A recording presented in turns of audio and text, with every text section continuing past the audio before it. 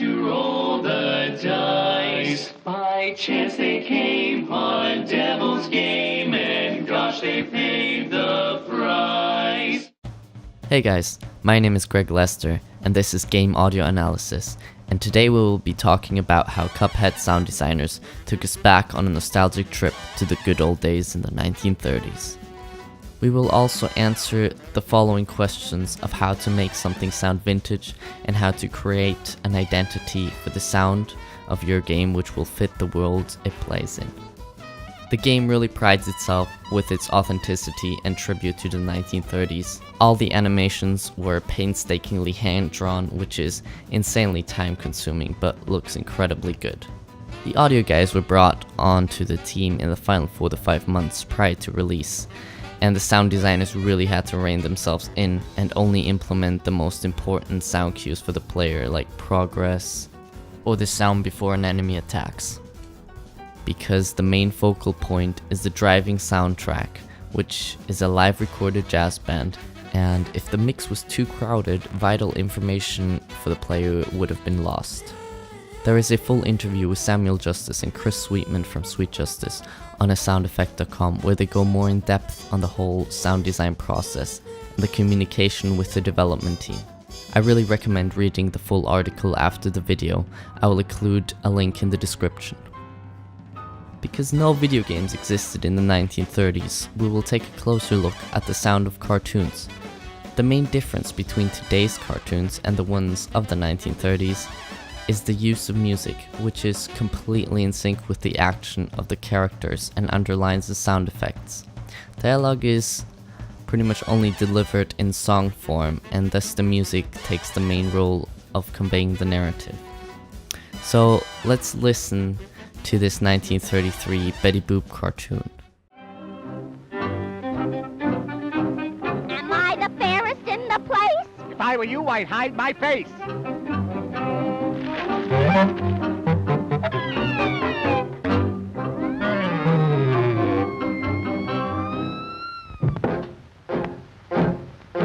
Folks, I'm going down to St. James Infirmary.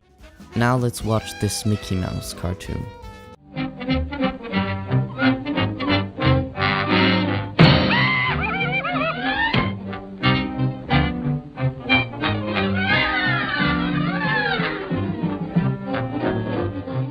As you can see, they both are, like I already said, absolutely in sync with all of the actions of the main characters. Now let's compare this to the 2016 Spongebob Cartoon, keeping this in mind. Oh well.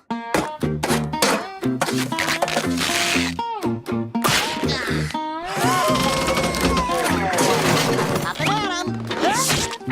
Ew, Gary, not my slippers too. Huh, nasty.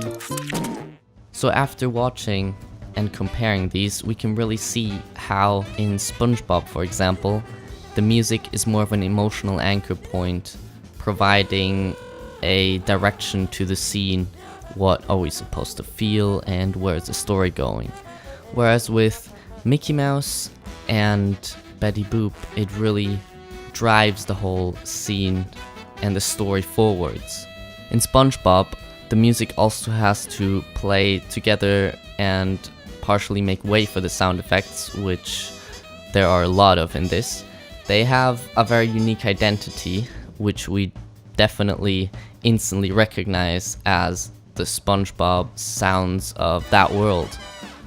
In Mickey Mouse and Betty Boop, on the other hand, we have most of these sound effects directly conveyed in musical forms, for example, speeding up the tempo of the music when the character runs, or different crashes or timpanis playing when the character stumbles, and other tricks, like for example using different instrumentation when the character walks upstairs, like flutes ascending and descending again when he goes back down, and yeah, a lot of these kind of ways to portray the different actions.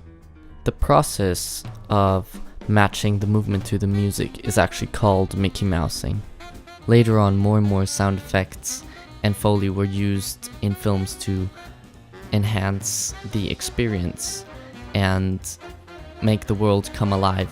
And now we will watch a video of one of Disney's sound designers creating those well-known vintage sounding sounds from that era. This was something I created for bugs and bees and that sort of thing. It wound up working for Evinrude and, the rescuers. Got it? Oh, okay.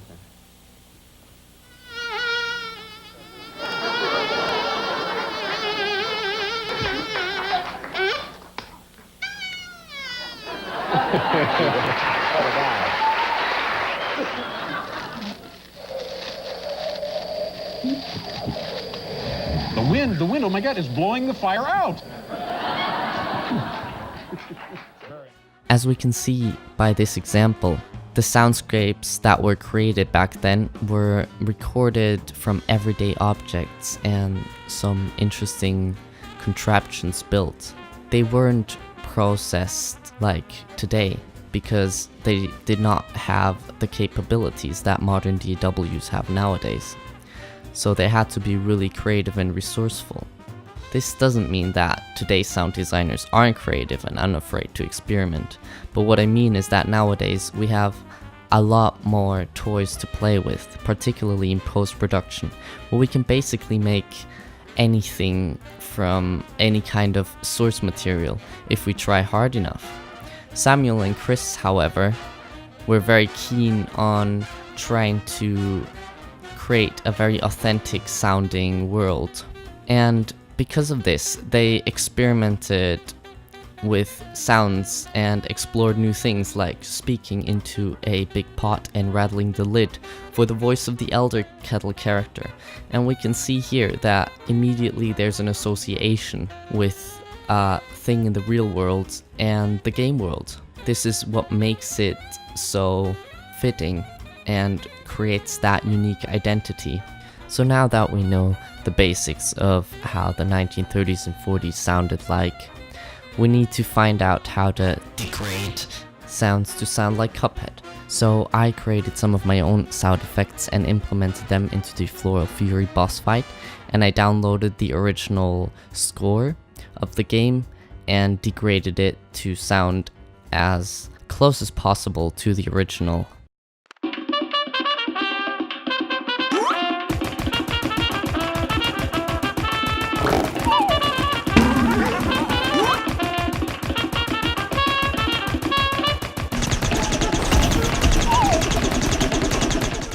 Alright, so we're gonna take a quick look at the music degradation process. So here's the clean audio file that I popped into the mixer and affected it with loads of plugins. As I already said before, I'm using some of the same ones that the actual sound guys Samuel and Chris used, like for example the King's microphone, which is a emulation of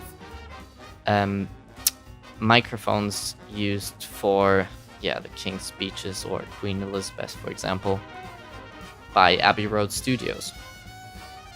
Basically what I did first off is compare the original and check out the frequency content by using a spectrogram. So here we can see that it's quite mid-range focused. So what I did first is EQ it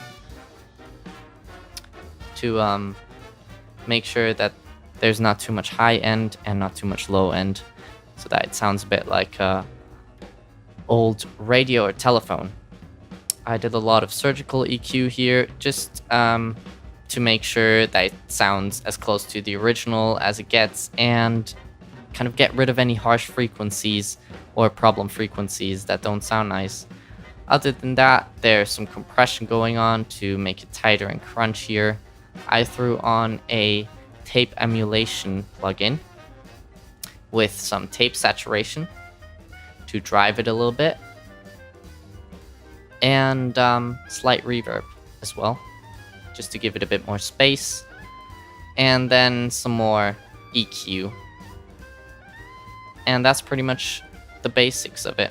Now we're going to take a look at the Ableton project where I arranged the whole thing and did a lot of the editing and some of the processing. A lot of these samples, like for example the shots and some of the stretches and these rocket shots, were already pre-processed in FL Studio. This is because a lot of my plugins don't load in Ableton, and I'm pretty good with FL. So this first track here is the original music. It's mainly for referencing. Here's a clean track, and the processed one, which is the only one which is on right now.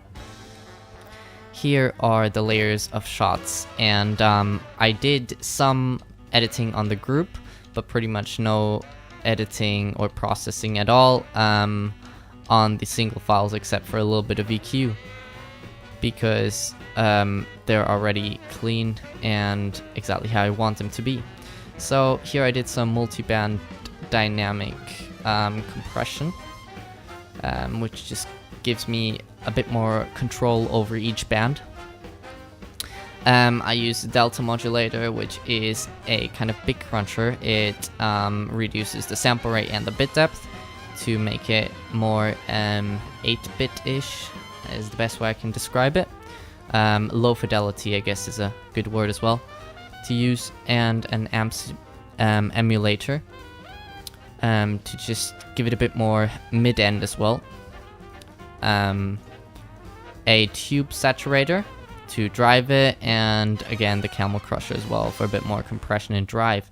And I made all of these mono by putting a mono utility plugin on the group. So now here are the other effects. These are different effects like the plant stretching,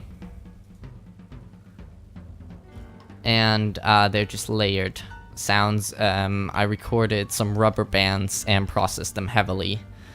I did a lot of the effects. For example, the rockets are done with my mouth actually, so I recorded me just making sounds and processed them, and oftentimes the sounds that you can make yourself, like with your mouth, often work really well, particularly when layered with other sounds, and you should always consider using that maybe as a first idea as well, because it can turn out pretty cool. So in a nutshell, to create an identity for your sounds that can harmoniously live and interact in the world of the game, we need to find out what the seed of the game is. So for example, a futuristic shooter like Halo, a post-apocalyptic barren wasteland like Fallout, a fun uplifting platformer like Mario, or in our case, a vintage hand-drawn boss battle game with a driving score. Then we can research and experiment to get a consistent sound, which is in our case a throwback to the 1930s. And lastly, we need to implement, test and revise, which means that it's important to playtest all the sounds, see which ones fit, and give the score enough room to breathe, because a cluttered mix will do nothing but confuse the player and distract from the music. The creation of vintage sound was done by processing the music and sound effects with various plugins such as EQ, reverb, tape saturation, and specialized emulation of vintage microphones and tape machines. In an interview, the sound designer said that they used around 10 plugins to capture the subtle nuances of the tone of that long past era. Thank you so much for watching. I had a lot of fun creating this video, and I hope you enjoyed it and were able to learn something new, or at least have your interests in game audio sparked. Please subscribe and share the video with your friends. It would really help me out a lot. You can also support me on Patreon to gain access to behind the scenes videos, the scripts, and many more things. Also, stay tuned for my next video, which will be analyzing the sounds and the deathly silence of PlayerUnknown's Battlegrounds.